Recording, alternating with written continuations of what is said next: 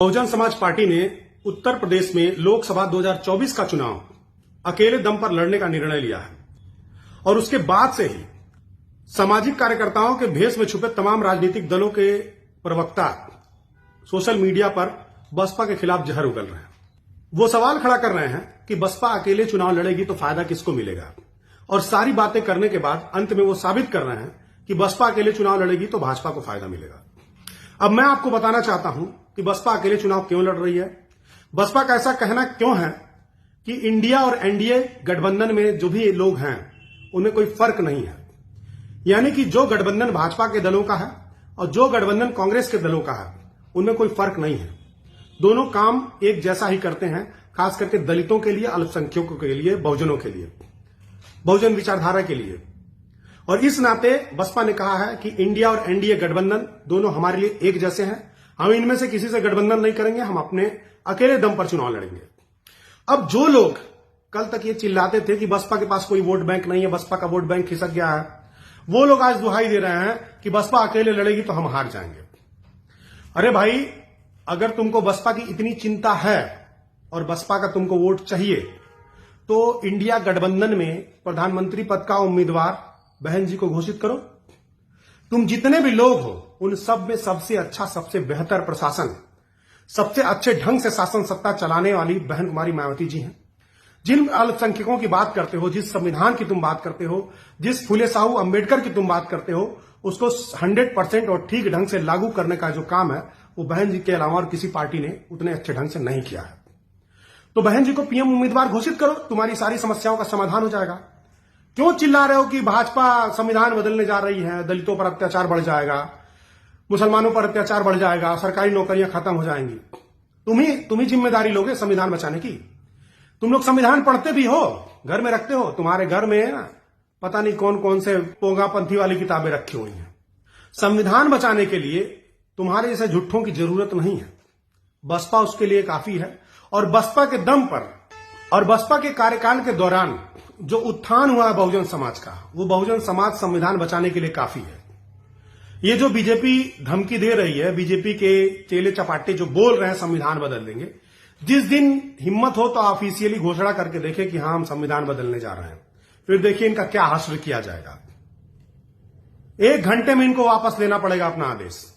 तो संविधान बदलने का डर मत दिखाइए, क्योंकि यही डर दिखा करके पिछले 70 सालों से दलितों, मुसलमानों, अल्पसंख्यकों का वोट कभी बीजेपी को, कभी कांग्रेस को, कभी सपा को लिया जाता रहा कि बीजेपी आ जाएगी कांग्रेस को वोट दो, कांग्रेस आ जाएगी बीजेपी को वोट दो। अरे हम अपना राजनीतिक कद कब बढ़ाएंगे, हम अपनी बात कब करेंगे। बसपा देश में तीसरे नंबर की राष्ट्रीय पार्टी है, उसको पहले नंबर पर कब लाएंगे। सारी पार्टियों का जो गठबंधन है क्यों मिल करके बसपा को नहीं समर्थन कर रहे हैं। उत्तर प्रदेश में सरेंडर कर दीजिए। आपको भाजपा को हराने से मतलब है ना, कि आप ही हराएंगे भाजपा को, इससे मतलब है। अगर आपको भाजपा को हराने से मतलब है तो बिना शर्त के बसपा को समर्थन करिए, नहीं तो यह बात बोलना बंद कर दिए कि बसपा अलग से चुनाव लड़ेगी तो फायदा किसको होगा। बीजेपी को फायदा होगा, कांग्रेस को फायदा होगा, किसी को फायदा नहीं होगा। बसपा का अपना वोट बैंक है, कैडराइज वोट बैंक है। जो वोट ट्रांसफर की बात है, बहन जी सही कहती हैं।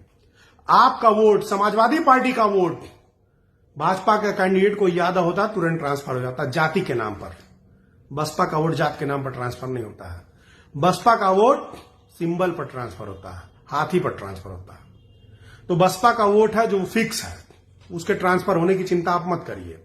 और हम आपका समर्थन आपके गठबंधन में क्यों शामिल हों। जहां जहां कांग्रेस की सरकारें हैं वहां वहां वही काम हो रहे हैं जो काम भाजपा की सरकारें कर रही हैं। दलितों, आदिवासियों का, अल्पसंख्यकों का उत्पीड़न उसी मात्रा में, उसी तर्ज पर हो रहा है जिस तर्ज पर भाजपा शासित राज्यों में हो रहा है। आप बता दीजिए कांग्रेस शासित राज्यों में कौन सी योजना दलितों के लिए चली।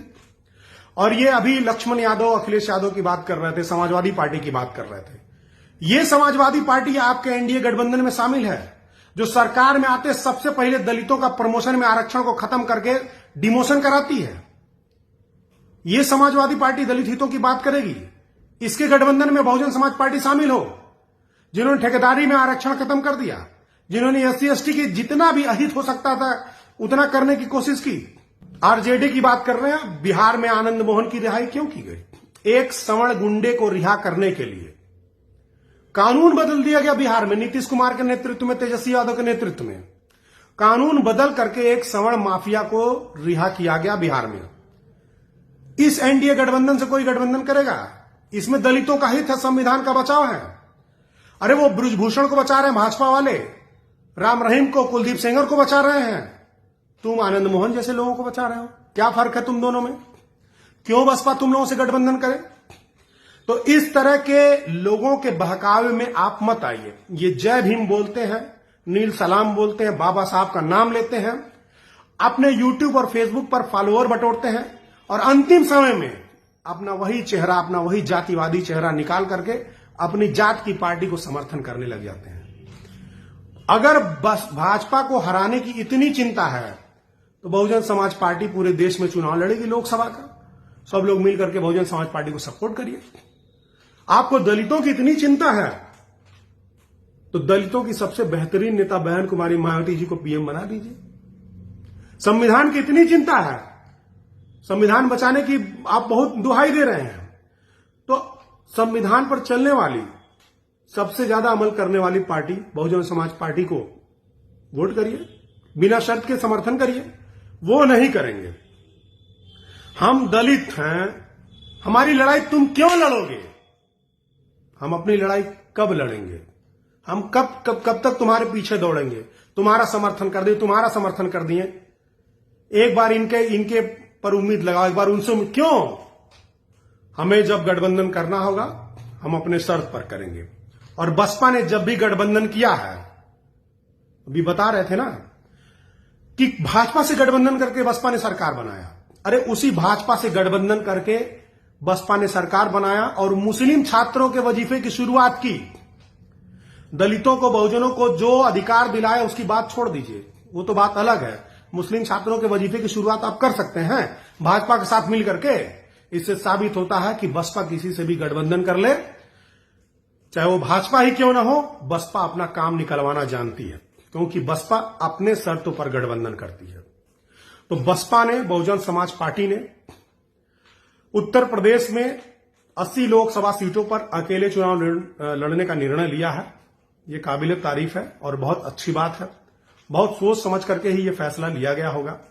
और जो बातें बसपा ने कही हैं, बहुजन समाज पार्टी के द्वारा प्रेस कॉन्फ्रेंस में बहन कुमारी मायावती जी के द्वारा कहा गया है कि एनडीए और इंडिया गठबंधन में कोई फर्क नहीं है, हमारे लिए दोनों बराबर है। तो ये बात सही है, इसमें कोई दो राय नहीं है। कांग्रेस की जो नीतियां थी उसी को बीजेपी ने बढ़ाया, अपने तरीके से बढ़ाया। थोड़ा हिंदुत्व का तड़का उसमें ज्यादा लगा दिया, थोड़ा पाखंड को ज्यादा घुसेड़ दिया। लेकिन एनडीए में शामिल लोग क्या कर रहे हैं भाई? वो लोग भी तो, अभी कमलनाथ ने बागेश्वर वाले को जाकर के पूरे परिवार सहित उस 19 साल के लवंडे को जाकर के पैरों में गिर रहे हो। ये काम तो बीजेपी वालों का था ना, कांग्रेस वाले क्यों कर रहे हैं? ये राम मंदिर बना रही बीजेपी, अखिलेश भैया विष्णु जी का मंदिर बनवा रहे हैं। ये विष्णु भक्त है, वो राम भक्त है, विष्णु भक्त है। क्या फर्क है? कहां संविधान की बात आ रही है? जितने बहुजन महापुरुषों के नाम पर नगरों के नाम रखे थे अखिलेश भैया ने सारे बदल दिए। पार्कों के, स्कूलों पे, कॉलेजों के जो नाम बहुजन समाज के महापुरुषों के नाम पर रखे गए थे, महात्माओं के नाम पर, सारे बदल दिए। दलितों के आरक्षण पर, दलितों का प्रमोशन में आरक्षण, दलितों का ठेकेदारी में आरक्षण, सब खत्म कर दिया। स्कॉलरशिप खत्म कर दिया। क्यों? इसमें भाजपा का हाथ था? किसका हाथ था? भाजपा ने कहा था आपसे करने के लिए। तो कुल मिला करके एनडीए गठबंधन जो काम कर रहा है वही काम इंडिया गठबंधन में शामिल लोग भी करते चले आ रहे हैं। इन पर कहीं कोई विश्वास करने की जरूरत नहीं है।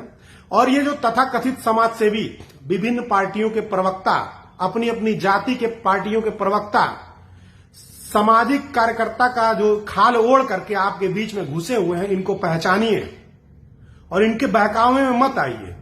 मैं देखा हूं कि इनके वीडियो पर, हाँ सही बात है, सही बात है, बहन जी अकेले लड़ेंगी।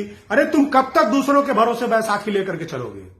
तुम्हारे पास बहुजन समाज पार्टी है जो देश की तीसरे नंबर की सबसे बड़ी पार्टी, उसको मजबूत करो। एक ही सीट आए ना आए सीट, अपनी पार्टी को वोट करो, अपने एजेंडे पर चलो। फिर इनको ला करके मार खाना है। अरे भाजपा में और इनमें बस यही फर्क है कि भाजपा आती है तो सबको मारती है, दलितों, पिछड़ों, अल्पसंख्यकों सबको मारती, सवर्णों को भी मारती है। ये आते हैं तो चुन चुन करके खाली दलितों, आदिवासियों और अल्पसंख्यकों को मारते हैं, उन्हीं का हक मारते हैं। इनकी औकात नहीं है कि भाजपा ने जो कुछ किया है उसके खिलाफ एक कदम चल दें या उसके खिलाफ कोई कानून बना दें। समझे? यही फर्क है कि भाजपा सबको मारती है और ये खाली हमसे लड़ते हैं।